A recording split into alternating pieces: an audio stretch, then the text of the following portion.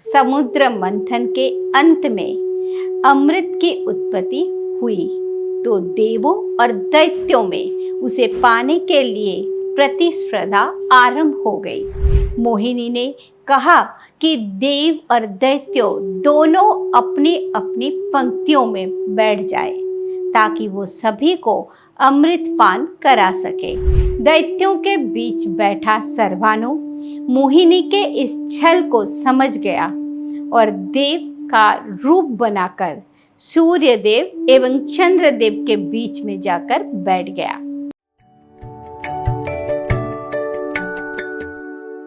ओम अर्धकायं महावीर्य चंद्रदित्य विमर्तनमः सिंहिका गर्भसंभूतं तं राहु प्रणमाम्यहम्। नमस्कार, उदय India digital में आपका स्वागत है। मैं हूँ उपाली अपराजिता। ज्योतिष शास्त्र में राहु केतु का कई बार जिक्र होता है, लेकिन सर्भानु का नाम आने शायद ही कभी सुना होगा। आइए आपको बताती हूँ कि आखिर सर्भानु कौन है और राहु केतु से उसका रिश्ता क्या है। समुद्र मंथन की कथा तो सभी जानते हैं। समुद्र मंथन के अंत में अमृत की उत्पत्ति हुई तो देवों और दैत्यों में उसे पाने के लिए प्रतिस्पर्धा आरंभ हो गई। अमृत दैत्यों के हाथों में ना चला जाए, इस कारण भगवान विष्णु ने मोहिनी रूप धारण किया, जिसे देखकर सभी मंत्रमुग्ध हो गए और सम्मोहित होकर मोहिनी रूपी भगवान विष्णु का अनुसरण करने लगे।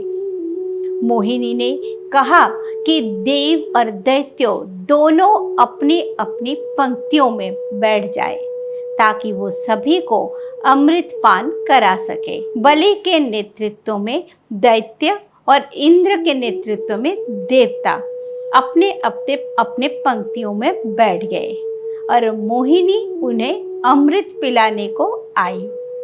मोहिनी दैत्यों को केवल अमृत पिलाने का अभिनय करती, किंतु देवों को वास्तव में अमृत पान करवाती।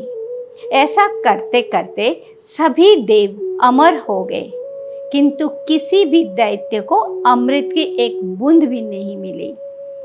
लेकिन एक दैत्य ने मोहिनी के इस छल को भांप लिया।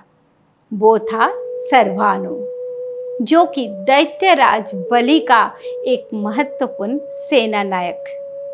दैत्यों के बीच बैठा सर्भानु मोहिनी के इस छल को समझ गया और देव का रूप बनाकर सूर्य देव एवं चंद्र देव के बीच में जाकर बैठ गया। मोहिनी ने उसे भी अमृत दे दिया। उसी समय सूर्य एवं चंद्र ने उसे पहचान लिया और मोहिनी रूपी भगवान विष्णु को सचेत कर दिया।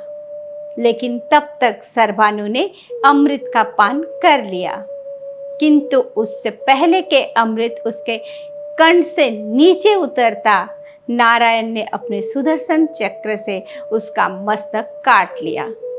लेकिन तब तक वो अमर हो चुका था। उसी सर्भानु का सर राहु कहलाया और धड़ केतु। अपने साथ हुआ ये छल देखकर सर्भानु के शरीर के दो हिस्से यानी राहु एवं केतु बड़े क्रोधित हुए, क्योंकि सूर्य एवं चंद्र ने ही उसका भेद खोला था। इसीलिए दोनों ने प्रतिज्ञा की कि वे समय आने पर दोनों को ग्रस लेंगे। राहु सूर्य को एवं केतु चंद्र को ग्रसते हैं, जिससे सूर्य ग्रहण एवं चंद्र ग्रहण लगता है। पद्म पुराण के अनुसार इंद्र की पत्नी सची कश्यप के पुत्र दैत्यराज पौलोमी की पुत्री थी। पौलोमी का वध भी इंद्र ने ही किया था।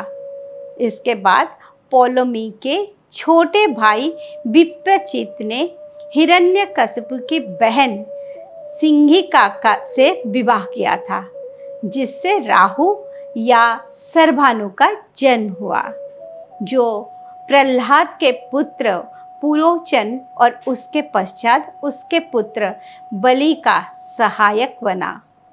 अमृत के स्पर्श के कारण सर्वानु अर्थात राहु एवं केतु को नवग्रह में स्थान मिला है।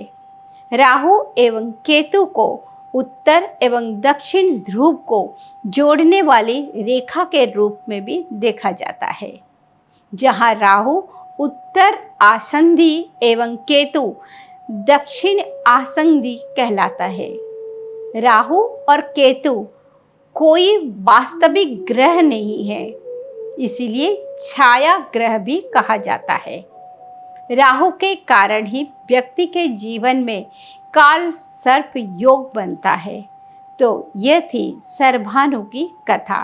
भारतीय शास्त्रों और पुराणों में वर्णित इसी तरह की रोचक जानकारियों के लिए देखते रहिए मेरा विशेष कार्यक्रम भारतीय चेतना। ओम नमो भगवते वासुदेवाय।